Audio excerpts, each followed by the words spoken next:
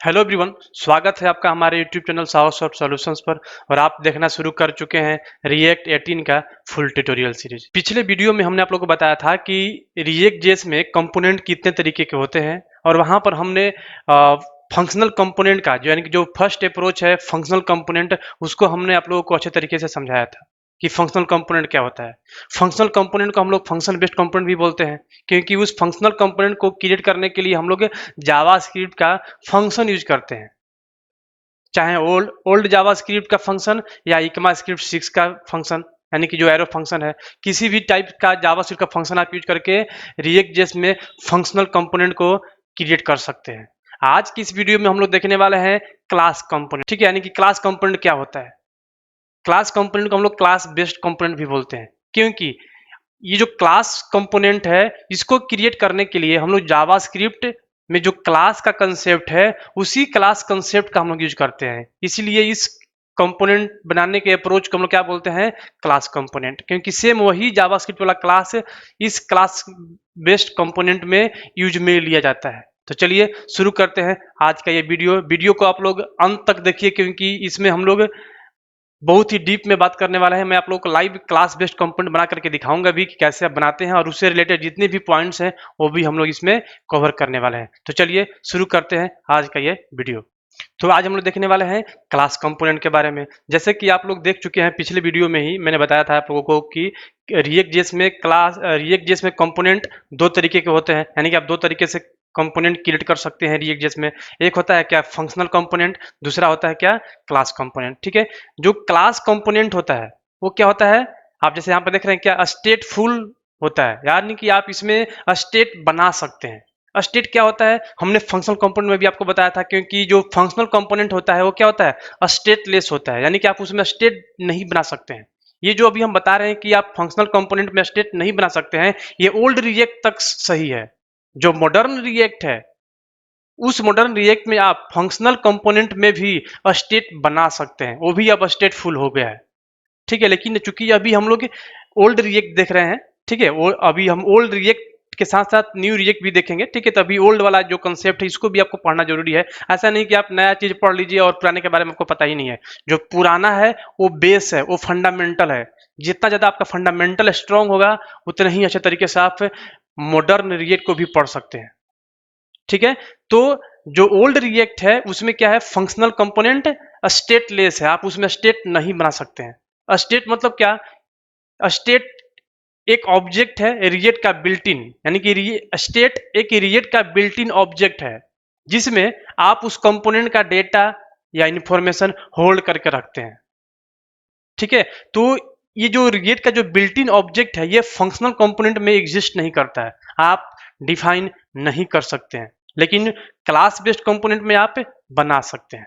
ये old react का बात है, लेकिन जब आप मॉडर्न रिएक्ट पढ़ाएंगे कुछ ही दिनों के बाद, ठीक है, तो आप क्या देखेंगे कि दोनों में आप ये जो स्टेट है रिएक्ट का जो बिल्ट इन स्टेट ऑब्जेक्ट है, ये फंक्शनल कंपोनेंट में भी और क्लास बेस्ड कंपोनेंट में भी, दोनों में आप बना सकते हैं। फिर दोनों में कोई अंतर नहीं रह जाएगा।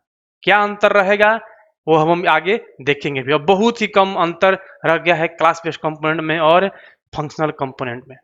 ठीक है, तो चलिए अगला पॉइंट देखिए, समझिए कि अब क्लास कंपोनेंट क्या होता है। ठीक है, देखिए, another type of component is a class component. एक टाइप हमने आप लोगों को बता दिया ऑलरेडी पिछले वीडियो में कि फंक्शनल कंपोनेंट होता है। दूसरा टाइप क्या है, क्लास कंपोनेंट।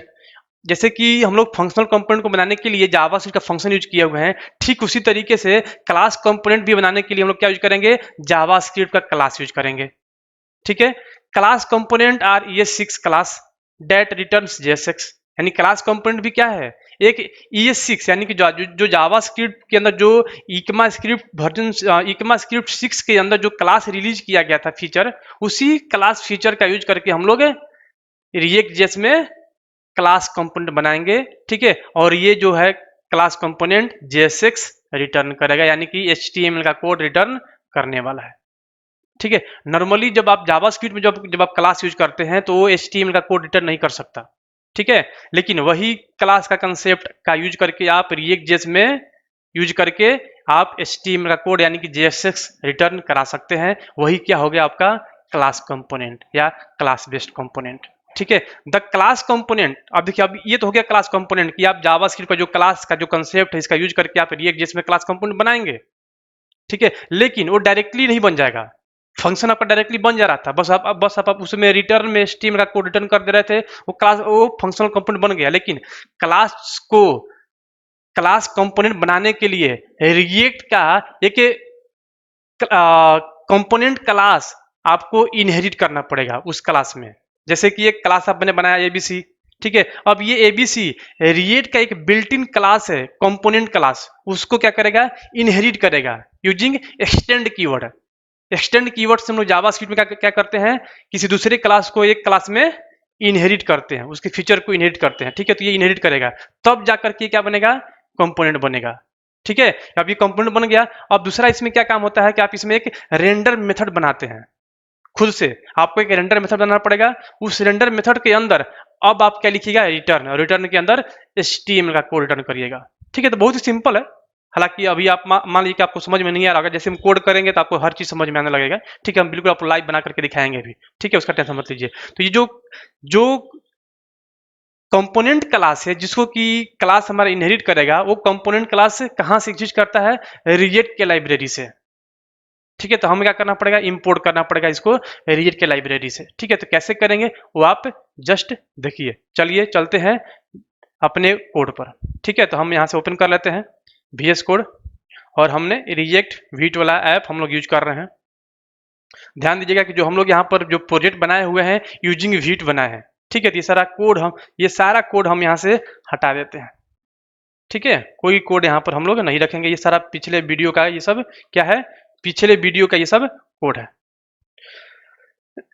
ठीक है। तो क्या करेंगे, देखिए सबसे पहले इंपोर्ट, ठीक है, रिएक्ट डॉम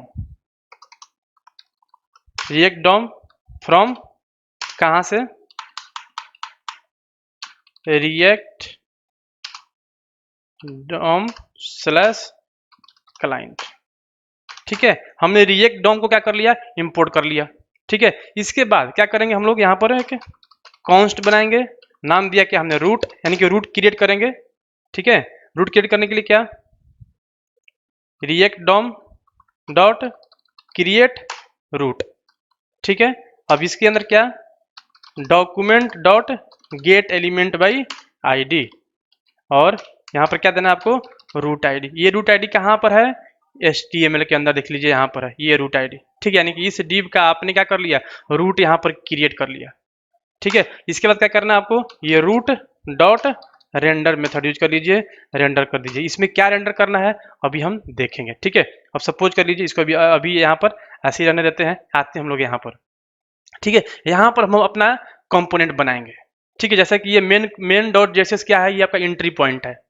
आप जैसे ही इस रिएक्ट के हम लोग एप्लीकेशन को रन करेंगे, सबसे पहले आपका यही कंपोनेंट, मेन कंपोनेंट ही रन होगा, और इसमें जो कंपोनेंट लिंक रहेगा वो भी एग्जीक्यूट हो जाएगा, ठीक है। तो हम इस ऐप डॉट JSX में एक कंपोनेंट बनाएंगे और इसको यहाँ पर रेंडर कर देंगे, ठीक है। तो हमारा ऐप वाला भी क्या हो जाएगा, कंपोनेंट कॉल हो जाएगा, ठीक है। तो सबसे पहले देखिए, अब हम यहाँ पर क्या बनाने वाले हैं, एक कंपोनेंट बनाने वाले हैं जिसका नाम क्या है, मान लीजिए दे देता हूँ, ऐप ही नाम दे देता हूँ।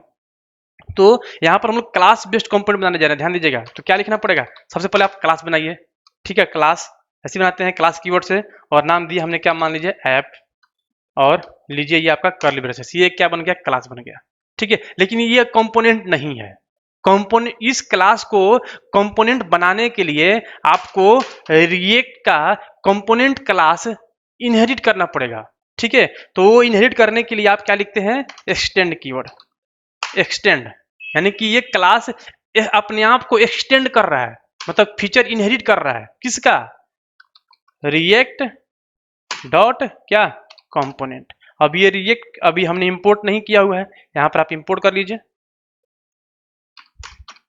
import, ये रिएक्ट फ्रॉम, कहां से, रिएक्ट के लाइब्रेरी से, देख लीजिए रिएक्ट के लाइब्रेरी से हमने रिएक्ट को इंपोर्ट करा, और ये रिएक्ट डॉट क्या, कंपोनेंट, ये देखिए कंपोनेंट पर ले जाइए माउस, क्या बता रहा है, एक क्लास है, ठीक है। इसके बाद अब आपको यहाँ पर क्या लिखना है, एक रेंडर मेथड लिख दिया हमने, कर्ली ब्रेसेस, इसका बाउंड्री स्टार्ट, इसके अंदर आपको क्या लिखना है, रिटर्न स्टेटमेंट, आपको यहाँ पर जो चीज लिखना है आप वो लिख दीजिए, ठीक है। यहाँ पर आपको क्या लिखना है, H1 ले लिया, मान लिया मैंने H1, और यहाँ पर देता हूँ क्या, हाय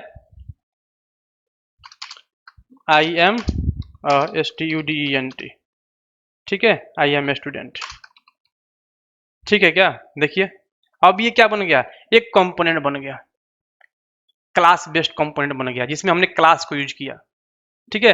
अब इस कंपोनेंट को, अब चूंकि ये कंपोनेंट एक दूसरे मॉड्यूल में है यानी कि फाइल में है, और ये एक दूसरे फाइल में है, ठीक है, तो इस वाले कंपोनेंट को हमें इस वाले कंपोनेंट पर यूज करने के लिए, इस वाले फाइल पर यूज करने के लिए इसको क्या करना पड़ेगा, एक्सपोर्ट करना पड़ेगा, EXP एक्सपोर्ट, डिफॉल्ट कर दीजिए। दो तरीके का एक्सपोर्ट होता है, डिफॉल्ट एक्सपोर्ट और नेम्ड एक्सपोर्ट। ये हम अच्छे तरीके से डिटेल्स में आप लोगों को पढ़ाएंगे, टेंशन मत लीजिए, थोड़े ही वीडियो के बाद हम उस टॉपिक पर भी जल्द आने वाले हैं, ठीक है। अब ये चूंकि बेस आप लोग पढ़ लेंगे तो आपको ये मैं चाहता तो आप लोगों को स्टार्टिंग में ही एक्सपोर्ट एंड इंपोर्ट पढ़ा देता, लेकिन उसका इंपॉर्टेंस आप लोगों को समझ में नहीं आता, आप लोग उसको वैल्यू नहीं देते। वो वैल्यू आप लोगों को समझाने के लिए मैं पहले 2-4 वीडियो बना दे रहा हूँ कंपोनेंट से रिलेटेड, ताकि आप लोगों को उसका इंपॉर्टेंस समझ में आ जाएगा कि हमें एक्सपोर्ट और इंपोर्ट का कितना ज़्यादा नीड है। उसके बाद जब हम आपको पढ़ाएंगे तो आप लोग उसको अच्छे तरीके से देखिएगा और पढ़िएगा, और आपको पढ़ने में इंटरेस्ट भी आएगा, ठीक है। सो देख लीजिए, अभी हमने क्या किया, इसको एक्सपोर्ट डिफॉल्ट किया। अब इस ऐप को उठाइए और यहाँ पर क्या कर दीजिए, इंपोर्ट ऐप फ्रॉम ./ऐप, ठीक है, ./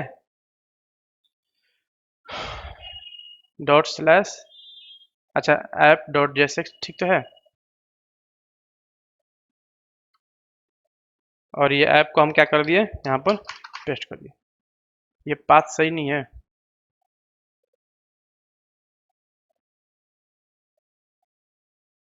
सही है, दिक्कत क्या है, export default class app extend, दिक्कत तो नहीं देनी चाहिए।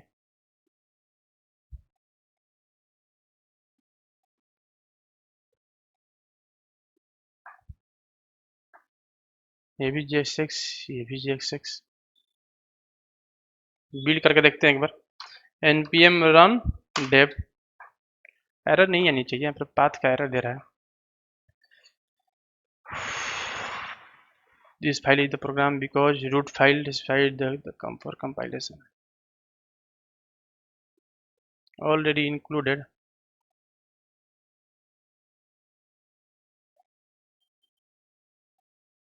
देखते हैं, ये रन हो गया है।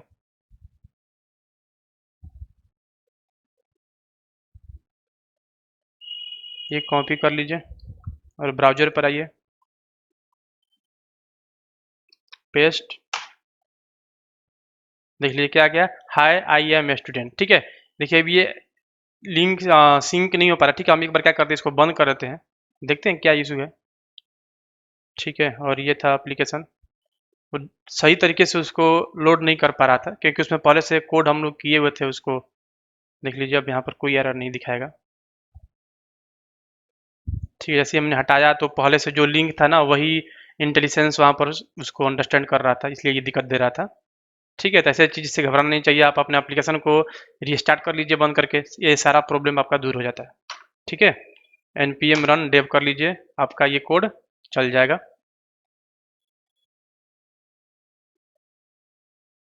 ठीक है। अब आप यहाँ पर आइए, देख लीजिए ऑलरेडी ये लोडेड है IM स्टूडेंट, कॉल हो गया। देख लीजिए यहाँ पर कोई एरर भी नहीं है, ठीक है, क्योंकि यहाँ पर कोई एरर होने का जाहिर सी बात ही नहीं था, ठीक है। हमने पाथ सही डाला ही वो था, ठीक है। देख लीजिए ये क्या हो गया, आपका एक क्लास बेस्ड कंपोनेंट बन गया, ठीक है। दूसरी चीज आप यहाँ पर देखिए थोड़ा सा, क्या कि जो हम यहाँ पर रिएक्ट डॉट कंपोनेंट यूज किए हुए हैं, ठीक है, यानी कि ये रिएक्ट क्या है, हमने रिएक्ट का एक नेम स्पेस है, ये इसके अंदर बहुत सारा फीचर है, ठीक है। इसके अंदर के हम कंपोनेंट को क्या किए हुए हैं, इंपोर्ट किए हुए हैं। यहाँ पर यहाँ देखिए हमने इंपोर्ट जो किया हुआ है, हमने पूरा रिएक्ट को इंपोर्ट कर लिया हुआ है, हमने पूरा रिएक्ट को इंपोर्ट कर लिया यहाँ पर, और उसके अंदर के एक छोटे से क्लास को हम यहाँ पर यूज में ले रहे हैं, तो ये सही तरीका नहीं है। जब हमें, अब मान लीजिए कि आपको एक छोटा सा काम करना, अब उसके लिए आपने पूरा पहाड़ ही इंपोर्ट कर दिया, सही तरीका है क्या, नहीं, ठीक है। आपको क्या करना है कि अगर आपको छोटा सा काम करना है, बस आप वही इंपोर्ट करिए, ठीक है, अब मान लीजिए कि हमें अब शादी करना, शादी में एक कार चाहिए, तो हम क्या कार खरीदने जाएंगे? बताइए। अगर हमें कार की नीड नहीं है, केवल शादी करने के दिन हमें नीड है कार का, तो हम कार बाई थोड़ा ना करेंगे, हम कार भाड़े पर लेकर के आएंगे, रेंट पर लेकर के आएंगे एक दिन के लिए। ठीक है, यानी कि जितना रिक्वायर्ड है उतना ही आप फाइल को इंपोर्ट करिए। ठीक है, तो हम यहाँ पर क्या करेंगे, पूरे रिएक्ट के मॉड्यूल को हम लोग यहाँ पर इंपोर्ट नहीं करेंगे। ठीक है, ये पूरा नेम स्पेस है, हम हटाएंगे। और ये देखिए, अब ये क्या करेंगे, ये कंपोनेंट को यहाँ पर इंपोर्ट करेंगे। ठीक है, इस कंपोनेंट को इंपोर्ट करने के लिए आपको कर्ली ब्रेसेस में रखना पड़ेगा। ठीक है, क्योंकि ये नेम्ड इंपोर्ट के अंदर आएगा। ठीक है, सब आपको समझ में आएगा, थोड़े थोड़े दिन के बाद आपको सब कुछ समझ में आने लगेगा। ठीक है, क्या करेंगे, कर्ली ब्रेसेस के अंदर आप यहाँ पर कंपोनेंट लिख देंगे, और आपको अब यहाँ पर ये रिएक्ट भी लिखने की जरूरत नहीं है। हमने इस रिएक्ट के लाइब्रेरी से केवल कंपोनेंट क्लास को ही इंपोर्ट किया और यहाँ पर यूज में ले लिया। देख लीजिए, आउटपुट पर कोई फर्क नहीं पड़ेगा। देख लीजिए, हाय आई एम स्टूडेंट। बताइए, कोई दिक्कत है? कोई दिक्कत आप लोगों को नहीं होनी चाहिए। ठीक है, देखिए अब क्या करेंगे, यहाँ तक तो क्लियर है। कॉपी कमेंट कर दीजिए। अब आप मान लीजिए कि इसमें आप चाहते हैं कि हम इसमें कोई भी वैल्यू पास करें।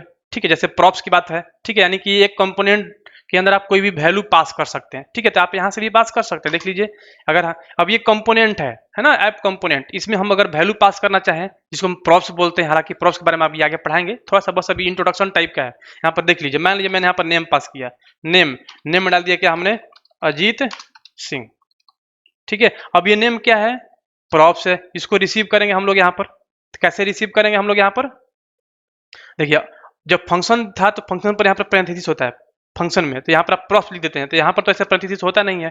ठीक है, आप क्या करेंगे, यहाँ पर लिख दीजिए क्या, I am student and my name is, क्या कर्ली ब्रेसेस के अंदर क्या लिख दीजिए, दिस डॉट PROPS, प्रॉप्स मिलता है, प्रॉप्स डॉट ये नेम। प्रॉप्स क्या है, एक ऑब्जेक्ट में मिलता है। देख लीजिए, कंसोल डॉट लॉग कर लीजिए, आप यहाँ पर लॉग कर लीजिए, log this dot PROPS props, यहाँ पर नहीं आएगा, अभी फंक्शन के अंदर रख लीजिए।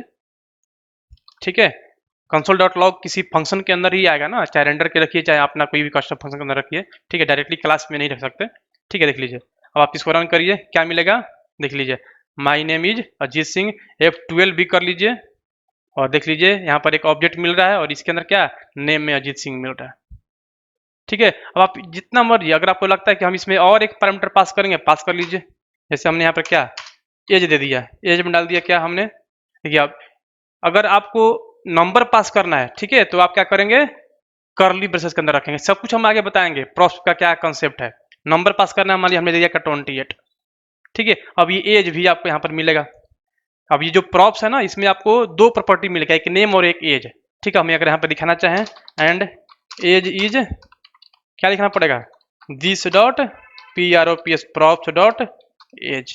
देख लीजिए, बाइंड हो जाएगा। देख लीजिए, एज इज 28, अजीत सिंह भी आ गया यहाँ पर। देख लीजिए, दोनों प्रॉपर्टी भी आपका क्या हो गया, आ गया।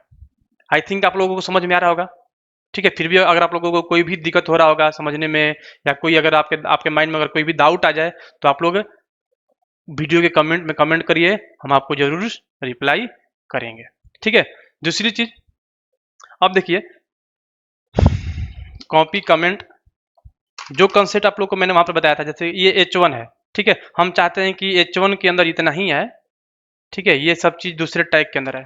ठीक है, तो क्या करेंगे, यहाँ पर आप एक और लेंगे, क्या, मान लीजिए हमने एक H2 ले लिया, H2, इसके अंदर मैंने इसको डाल दिया,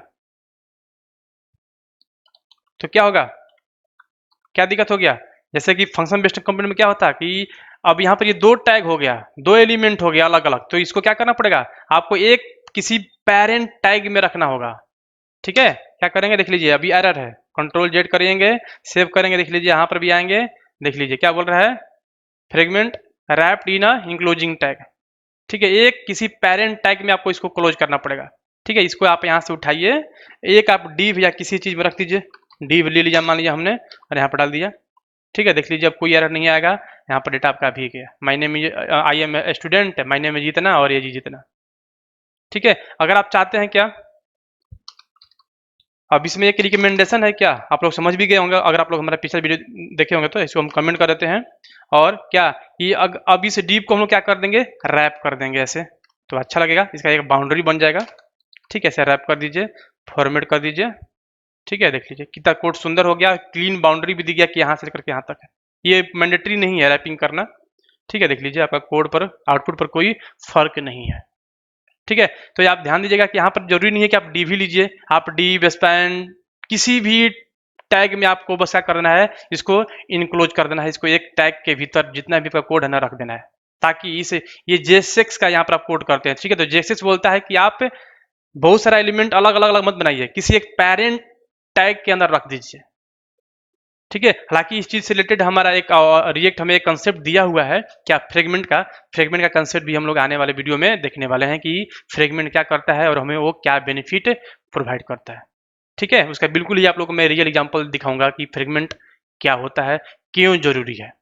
तो आई थिंक आप लोगों को समझ में आ गया होगा। फिर भी अगर आप लोगों के माइंड में अगर कोई भी दिक्कत होगा, कोई भी डाउट होगा, तो आप लोग वीडियो में कमेंट कर सकते हैं। और वीडियो अगर अच्छा लगे तो वीडियो को लाइक करिए, और आप लोग कमेंट के थ्रू भी आप हमें अप्रिशिएट कर सकते हैं, और अपने दोस्तों में भी शेयर करिए, ताकि सबको रिएक्ट 18 पर यानी कि लेटेस्ट वर्जन पर आप लोगों को सबको वीडियो देखने का मौका मिले। और अभी तक आप लोगों ने हमारे चैनल को सब्सक्राइब नहीं किया है तो प्लीज़ सब्सक्राइब कर लीजिए, और बेल के आइकन को भी प्रेस कर लीजिए, ताकि जैसे ही हम लोग कोई भी लेटेस्ट वीडियो डालें आपके पास तुरंत उसका नोटिफिकेशन पहुंचे। मिलते हैं हम लोग अगले वीडियो में अगले टॉपिक के साथ, तब तक के लिए थैंक यू सो मच।